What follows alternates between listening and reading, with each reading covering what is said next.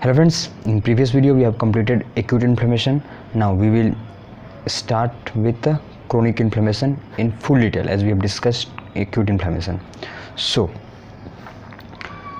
the first point about the chronic inflammation, the basic definition about a chronic inflammation is it is a response of, first important point, it is a response of prolonged duration.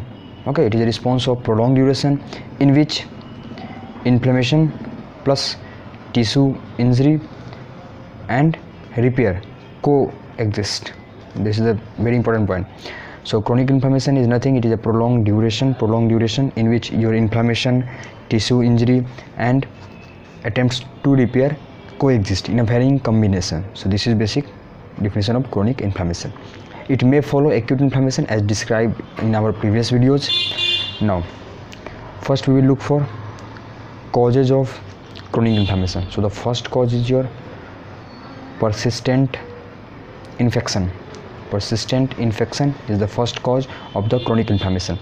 Now persistent infection by those microorganisms which are very difficult to eradicate, such as your mycobacterium, okay, and certain viruses, fungi and parasites. These organisms which are very difficult to eradicate will evoke an immune reaction that is known as delayed type hypersensitivity. That is known as delayed type hypersensitivity. Clear? The inflammatory response sometimes take a specific pattern and it will be called as granulomatous reaction, which we will discuss in a separate video. No need to hurry up here. Clear? Now coming to the second reason of the chronic inflammation is the hypersensitivity diseases. In this mainly immune system is involved. Okay, so chronic inflammation plays an important role in a group of diseases that are caused by excessive or inappropriate activation of the immune system. So this is, suppose this is your immune system. Okay, this may be inappropriately activated or misdirected. Okay, it's suppose its activity is misdirected, or it will act against our own tissues. It may be there. So these are the basic two, either inappropriately or misdirected, or it is acting against our own tissue. So when it will act against our own tissue, that will lead to autoimmune diseases. Clear? Such as rheumatoid arthritis, multiple sclerosis.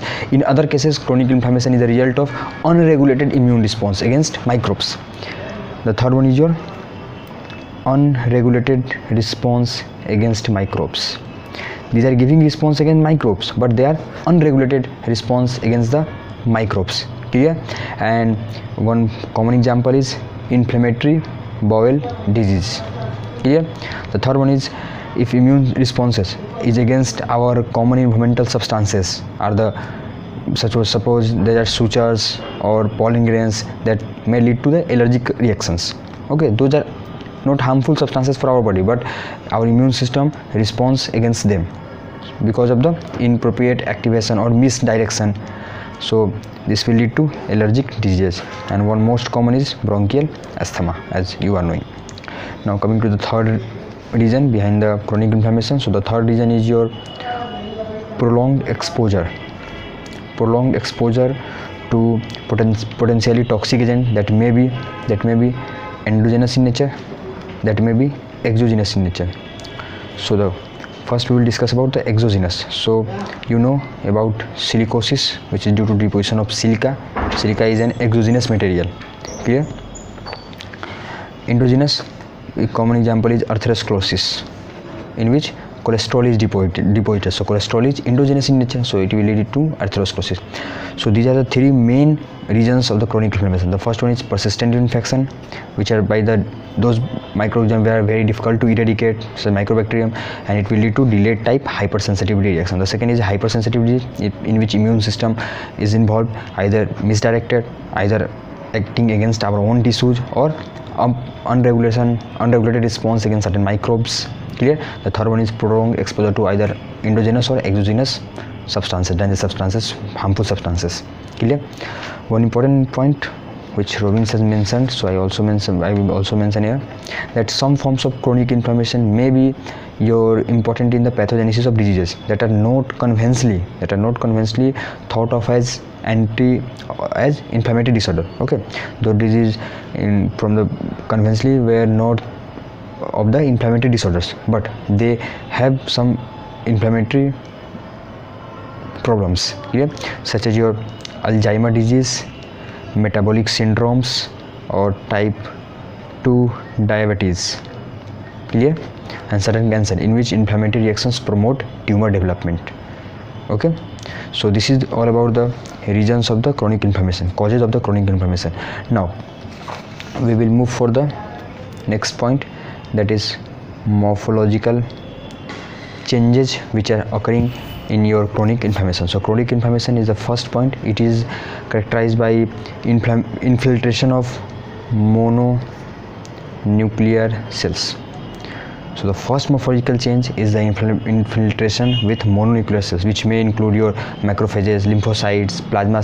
Okay, now coming to the second morphological change is your tissue destruction. So tissue destruction is the second morphological change which is induced by persistent offending agent or by the inflammatory cells. The third morphological change is attempts at healing by connective tissue replacement of damaged tissue, which is accompanied by angiogenesis. Okay, so the third morphological change is due to attempt at healing. Clear?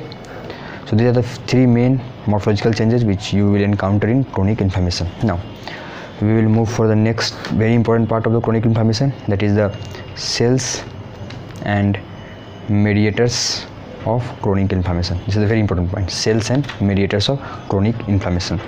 In this we will first discuss about macrophages. Clear? So the dominant cells in most chronic inflammatory reactions are the macrophages. First important point, this is the most dominant form in chronic inflammatory reactions, which contribute to reactions by secreting your cytokines and other growth factors that act on various cells by destroying foreign invaders and tissues, and it also lead to activation of T lymphocyte mainly. Clear? Now the next point important about macrophage is just its introduction, that macrophages are professional phagocytes that act as filters for particular matter, microbes and senescent cells. Okay, so this is the basic. Now some points which Robbins has mentioned is about the macrophages development.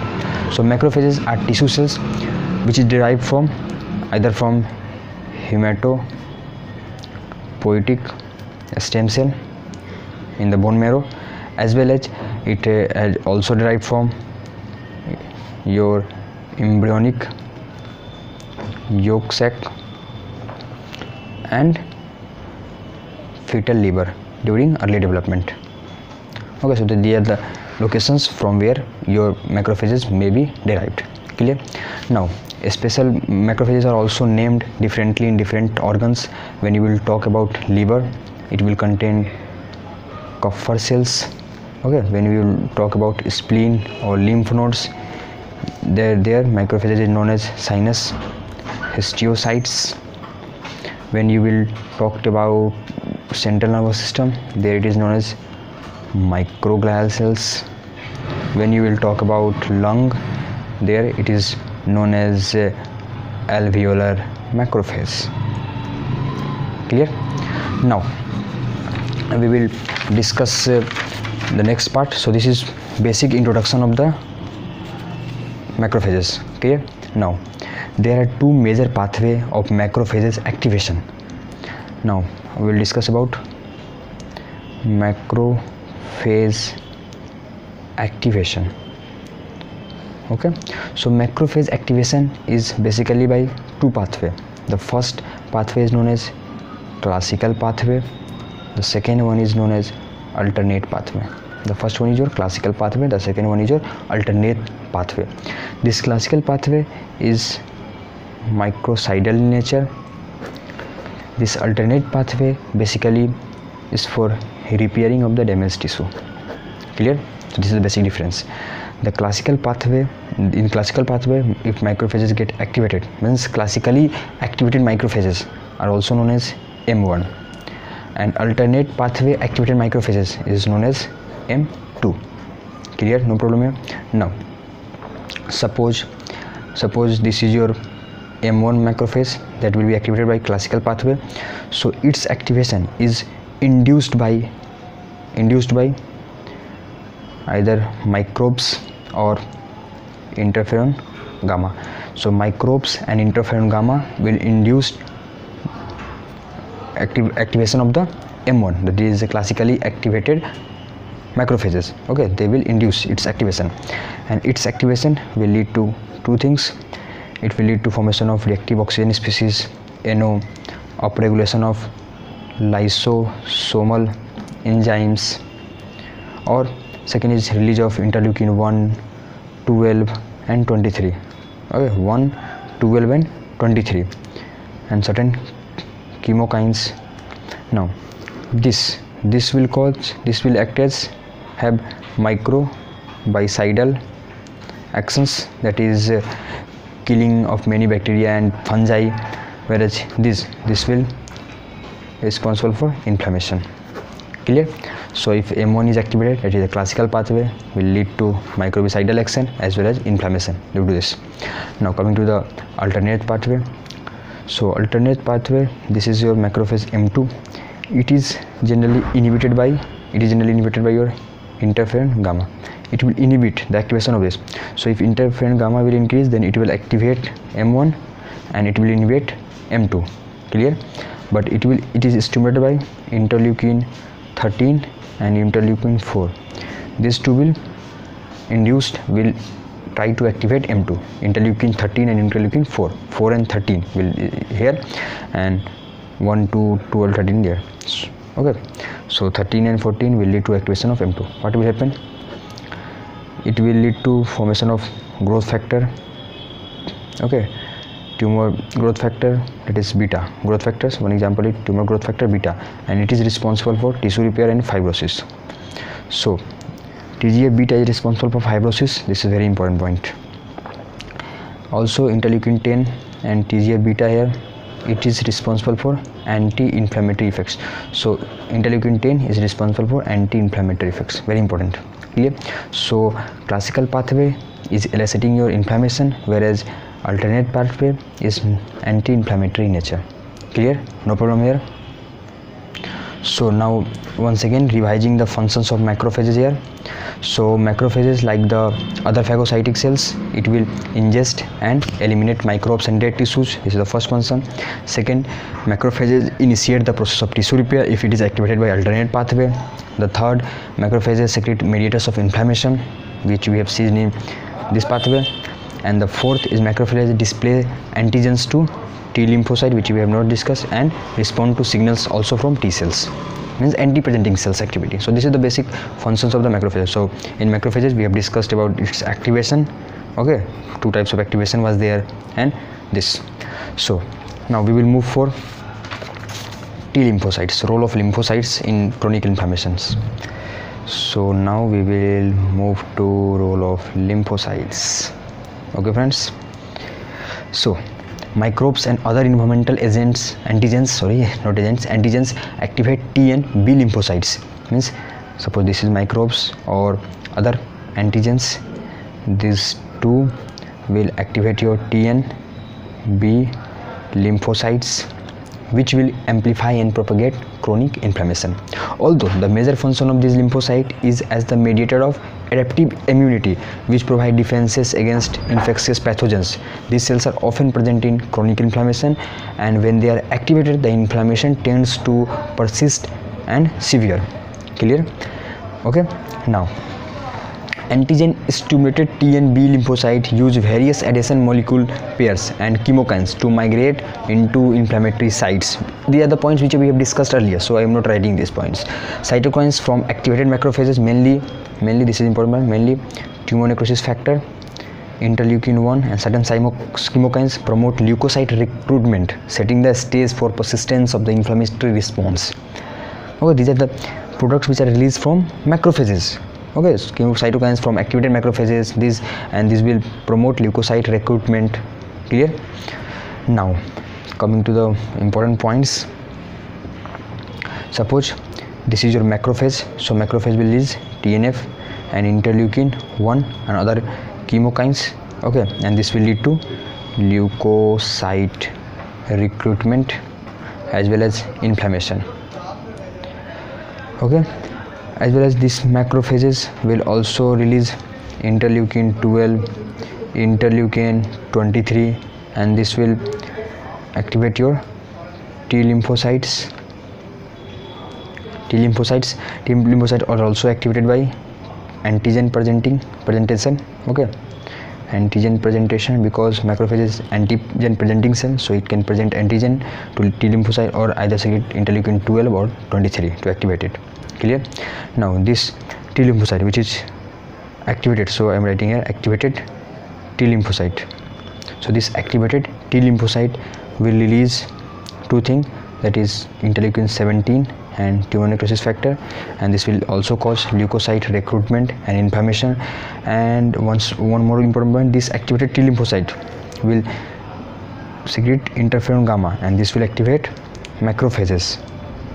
Okay, and this macrophage, this is activated macrophage which we are talking about, and this type of macrophage activation we are knowing, this type of macrophage activation is classical macrophage activation because it is due to the interferon gamma. Clear? Okay, this is the macrophage lymphocyte interaction in chronic inflammations.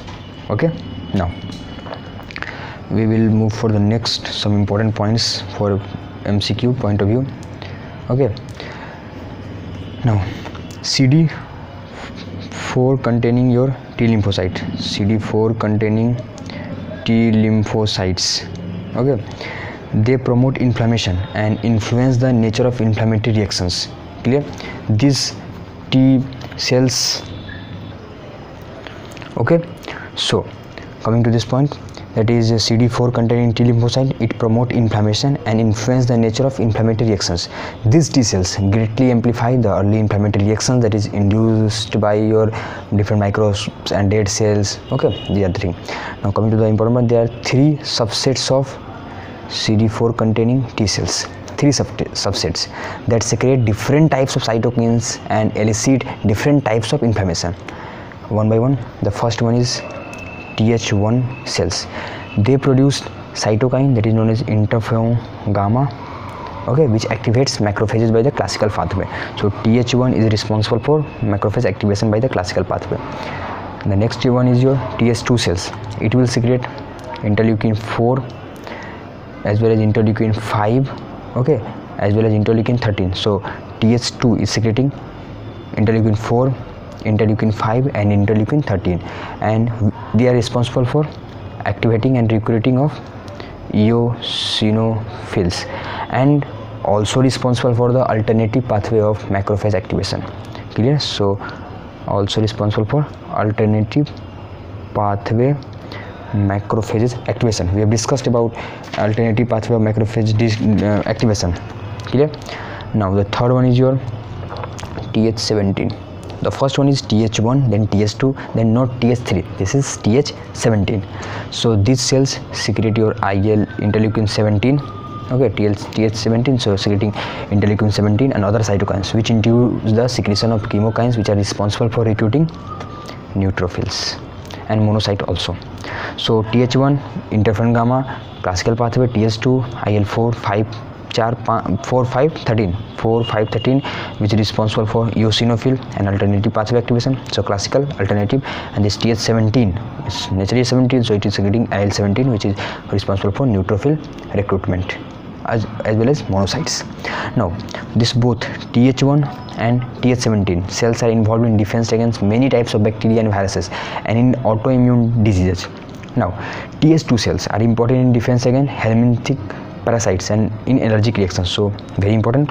So this Th2 cells are important in defense against your helminthic parasites and allergic inflammation, whereas Th1 1 and 17, this is involved in mainly in bacteria viruses and autoimmune disease. Very important. Th1 and 17 is for bacteria, viruses and autoimmune disease, whereas Th2, the middle one, is for helminthic parasites as well as allergic inflammation. Very important points. Clear? Now coming to some next point. Now lymphocytes and macrophages interacts in a bidirectional way, which we have discussed here. Okay, they can interact with each other. Now activated B lymphocytes and antibody producing plasma cells are often present at the site of chronic inflammation. So this is your lymphocytes. Okay, so lymphocytes present at the site of chronic inflammation, which we have discussed here. Now moving to the next important but very important point. In some chronic inflammatory reaction, the accumulated lymphocyte antigen presenting cells and plasma cells, leukocytes, antigen presenting cell and plasma cells. So they accumulated all the three cells, okay, cluster together to form lymphoid tissues. They together aggregate and form lymphoid tissues which resemble like your lymph nodes. Very important point. This is very important point, that in some chronic inflammatory reactions, the accumulated lymphocytes, antigen presenting cells and plasma cells cluster together to form lymphoid tissues which resemble like lymph nodes. Okay, and these are called as, very important, these are called as tertiary lymphoid organs. And this type of lymphoid organogenesis is often seen in the synovium of the patient with long-standing rheumatoid arthritis and the thyroid in Hashimoto thyroiditis. Very important point these are. Okay, so this is all about your role of lymphocyte. In next video we will discuss second part of the chronic inflammation. So thank you for watching.